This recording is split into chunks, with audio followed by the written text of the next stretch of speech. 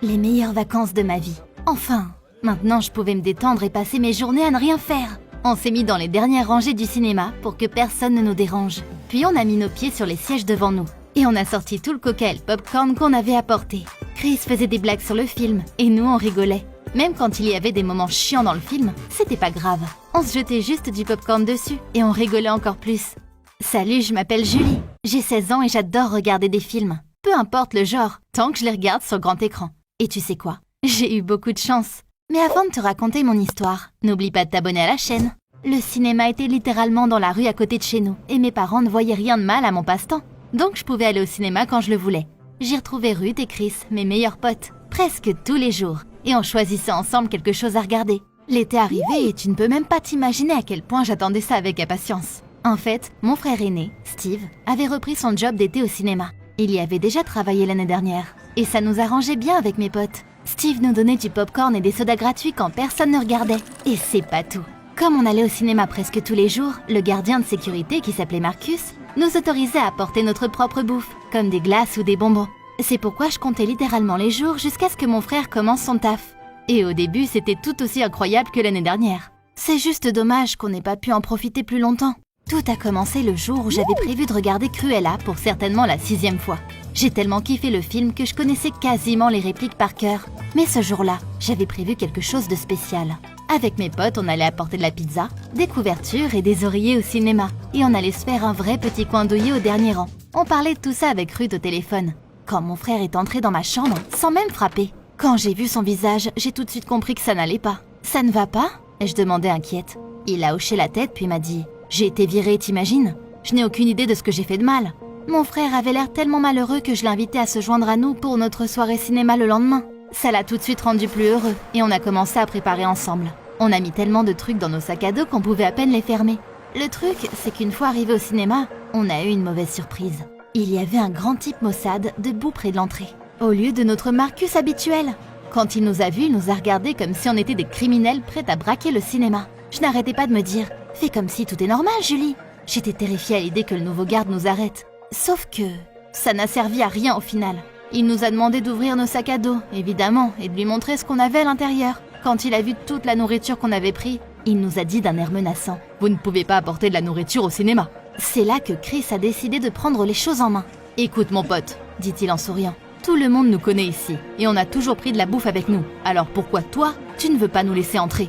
Il paraissait tellement confiant que j'étais sûre que ça marcherait, mais non.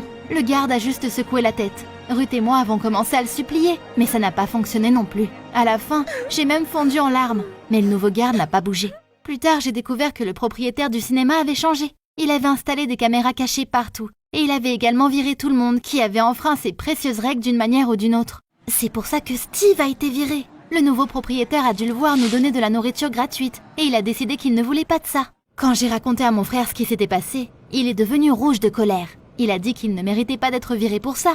Puis, il m'a dit d'un air menaçant « On doit se venger, on prendra ce qu'on voudra, peu importe ce qu'on devra faire. » Le lendemain, on est tous partis en mission spéciale. Avec mon frère et mes 2 potes, on a trouvé un moyen pour quand même apporter de la nourriture au cinéma. On a commencé petit en mettant des bonbons dans nos poches. Stéphane a réussi à cacher un paquet dans sa casquette. Chris, c'était Chris. Il a collé du chocolat sur son ventre pour faire genre qu'il avait des abdos de ouf. Je ne sais pas qui d'entre nous était le fautif, mais le gardien a tout de suite compris que quelque chose n'allait pas. Il nous a regardés de haut en bas comme s'il nous scrutait. Quand on s'est approché, il m'a tout de suite demandé de vider mes poches. Il a aussi enlevé la casquette de Stéphane. Puis, il a regardé Chris et il a dit « T'as fait une sacrée séance de sport, mon pote, pour avoir des abdos comme ça en une journée. » Pour faire court, notre plan a échoué. On a essayé plusieurs fois, on est même venus séparément. Mais maintenant que le gardien savait à quoi on ressemblait, il nous vérifiait soigneusement à chaque fois. Une fois, on a eu de la chance. Ruth a eu l'idée d'utiliser de cacher des choupa choups dans ses cheveux, et le garde n'a rien remarqué. C'était une petite victoire, mais une victoire quand même. On est rentré dans le cinéma, rayonnant de bonheur, mais on s'est fait avoir par nous-mêmes. Les bonbons étaient restés coincés dans ses cheveux, et en les retirant, ils s'étaient ouverts. Et personne ne voulait manger des choupa choups poilus. L'auteur de notre prochain plan brillant était Chris. Il nous a dit « Je suis sûre qu'on pourrait attacher une pizza à l'intérieur de nos vêtements. » Quand je lui ai dit que son plan était trop con, il a trouvé un moyen de me convaincre. Il m'a parié 20 € que ça marcherait. On a donc commandé une pizza. Puis, on en a emballé les tranches dans des sacs. La seule chose qui restait à faire était de coller ces sacs à l'intérieur de nos vêtements. Les garçons ont décidé de porter des manteaux. Avec Ruth, on a mis des jupes et on a attaché les tranches de pizza à l'intérieur. Puis on est tous partis au cinéma. J'étais inquiète comme si toute ma vie en dépendait. Quand c'était à notre tour de passer, le garde a presque pouffé de rire. Il a tout de suite demandé à Steve et Chris de déboutonner leur manteau et de lui montrer ce qu'il y avait à l'intérieur. Et évidemment, il a tout de suite vu les parts de pizza. Mais même si eux s'étaient fait avoir, il ne fallait pas baisser les bras. Avec Ruth, on n'a rien dit. Bien sûr, le gardien n'a pas regardé sous nos jupes. Yes! On avait gagné. Bon, ok, on avait perdu la moitié de la pizza, mais l'autre moitié était bel et bien rentrée. Tu ne peux même pas t'imaginer à quel point on était heureux. Dès que les lumières se sont éteintes, on s'est affalé sur nos sièges et on a déballé notre butin. C'était une pizza froide absolument banale, mais à ce moment-là, c'était la pizza la plus délicieuse du monde pour nous. Jusqu'à ce que le gardien de sécurité s'approche de nous. J'ai eu tellement peur que j'ai failli tomber de mon siège. La prochaine chose que j'ai entendue était « Sortez, vous ne pouvez pas apporter de la nourriture ici !» Sur le chemin du retour, Chris a remarqué une caméra. Le nouveau proprio en avait même installé dans le cinéma. On n'avait donc pas gagné au final. On ne pourra donc plus jamais aller au cinéma comme on veut. On est resté assis là pendant 2 heures, en ne sachant plus quoi faire. Et puis tout d'un coup, Ruth, habituellement calme, nous a proposé un nouveau plan. Du génie!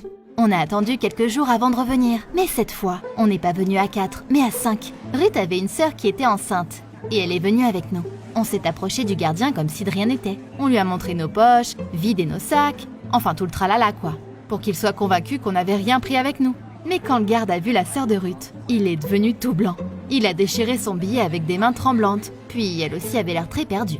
Une fois à l'intérieur, la première chose qu'elle a faite a été de sortir un seau de nuggets de sous son t-shirt. Et non, elle n'était pas enceinte du tout. Elle a posé le seau de manière à ce qu'il ne soit pas visible par la caméra. On était vraiment trop contents. Cette fois, on avait réussi à tromper le garde. C'était juste que, après avoir écouté la sœur de Ruth, on a tous perdu l'appétit. Elle a dit que le gardien était un ancien camarade de classe. Il avait toujours été terriblement amoureux d'elle. Il avait beaucoup changé apparemment. À l'école, c'était le garçon solitaire, insociable, maigre et ringard. Maintenant, c'était devenu un bel athlète. C'est là que j'ai tout compris. On avait réussi, mais pas parce qu'on l'avait trompé. C'est juste qu'il avait été tellement surpris de voir son crush d'avant qu'il n'avait même pas osé dire quelque chose pour son ventre. Comme j'avais la tête ailleurs, je n'arrivais pas à suivre le film. Puis le poulet semblait n'avoir aucun goût. Quand on est parti, le gardien avait l'air d'être la personne la plus misérable du monde. C'est là que j'ai eu une idée. En utilisant le compte de la sœur de Ruth, je l'ai retrouvé sur les réseaux sociaux. Comme je l'avais pensé, il n'avait pas de likes, pas de followers, pas de potes, pas de commentaires, rien. Je l'ai donc suivi, puis j'ai trouvé où il habitait, pour m'assurer d'une dernière chose. Heureusement, ce n'était pas trop difficile, car il habitait tout près. J'ai passé une soirée à côté de son appart. Chris a pris le relais pour la seconde, et Ruth la troisième. On l'a suivi pendant presque une semaine, et on s'est vite rendu compte qu'il n'allait nulle part, sauf au magasin et à la salle de sport. La dernière étape de notre super opération a été de convaincre la sœur de Ruth d'aller se promener avec lui et de mieux le connaître. On a tous très vite compris que j'avais raison. Je n'avais jamais rencontré une personne aussi maussade, en colère et stricte. Sauf qu'il n'était comme ça, seulement parce qu'il était extrêmement seul. Le garde, dont le nom s'est avéré être Riley, n'avait aucun ami. Il avait bien changé après le lycée, mais il est resté aussi introverti que jamais. Il vivait sans ses parents, et il était triste tout le temps. Tu te demandes comment j'ai su tout ça? Parce que mes potes et moi, on était vraiment désolés pour Riley. Personne ne devrait être aussi seul que lui. Après une autre sortie au cinéma, on l'a invité à sortir avec nous. Il avait l'air tellement surpris que j'ai pensé qu'il dirait non, mais il est venu quand même. Riley a accepté d'aller se promener avec nous, et il s'est avéré être un gars très intéressant. Après cette soirée, on l'a vu presque tous les jours. Je l'ai même invité à dîner, même si Steve était contre. Mon frère boudait toujours, vu qu'il avait perdu son travail. Mais ça n'a pas duré très longtemps. Riley connaissait parfaitement la nutrition sportive et l'entraînement, et ça faisait longtemps que Steve voulait aller à la salle de sport. Après quelques jours, ils étaient déjà meilleurs potes. La différence d'âge ne les dérangeait pas du tout. Je m'étais tellement habituée à Riley que je ne pouvais plus imaginer la vie sans lui.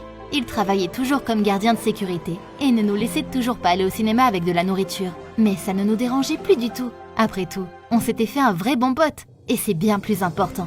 Puis, Riley nous a appris à suivre les règles et à apprécier le travail des autres. Il nous a expliqué que notre nourriture pouvait tacher les sièges, que le concierge devrait nettoyer. C'est pourquoi on n'était pas censé apporter de la nourriture avec nous.